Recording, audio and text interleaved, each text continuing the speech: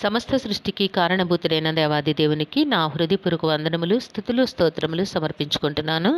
అందరికీ శుభోదయం. ఇది నా మహోన్నతుడైన దేవాది దేవుడు నీ కొరకు సిద్ధపరిచిన వాక్కు. నిబ్బరము గలిగి ధైర్యముగా నుండుము, దిగులు పడుకుము, జడియకుము.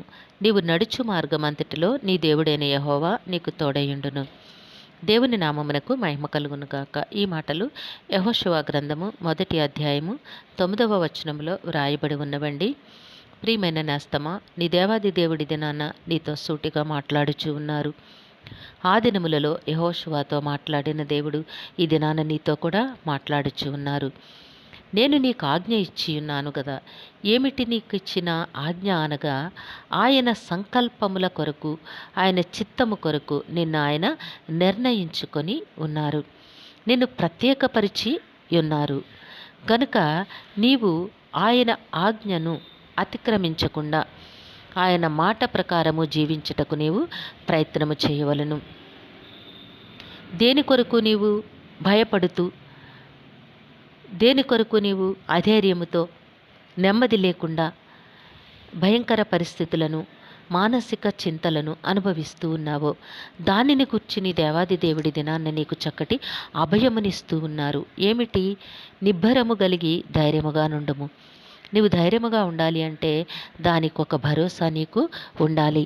గనుక నీ దేవాది దేవుడు నీతో మాట్లాడుచూ ఉన్నారు. నేస్తమా, నీవు ధైర్యముగా ఉండుము, దిగులు పడకుము, జడియకుము. ఎందుకు నీవు అలాగా ఉండకుండా ఉండాలి? వీటన్నిటినీ విడిచిపెట్టి నీకు సంతోషముగా ఉండాలి అంటే నీకున్న ఆధారం ఏమిటి అనగా, నీవు నడుచు మార్గం అంతటిలో నీ దేవుడైన యెహోవా నీకు తోడయుండును. దేవుని నామమునకు మహిమ కలుగునుగాక. ఆయనే నీకు మాట ఇచ్చి ఉన్నారు, ఆజ్ఞ ఇచ్చి ఉన్నారు. ఆయన వాక్కును నీకు ప్రకటన చేస్తూ ఉన్నారు. కాబట్టి నేస్తమా, నీ జీవితంలో ఉన్న సమస్త పరిస్థితులను గూర్చి నీవే మాత్రము దిగులు పడకు, దుఃఖించకు, వేదన చెందకు. దేవాది దేవుడు నీ పక్షమందున్నారు.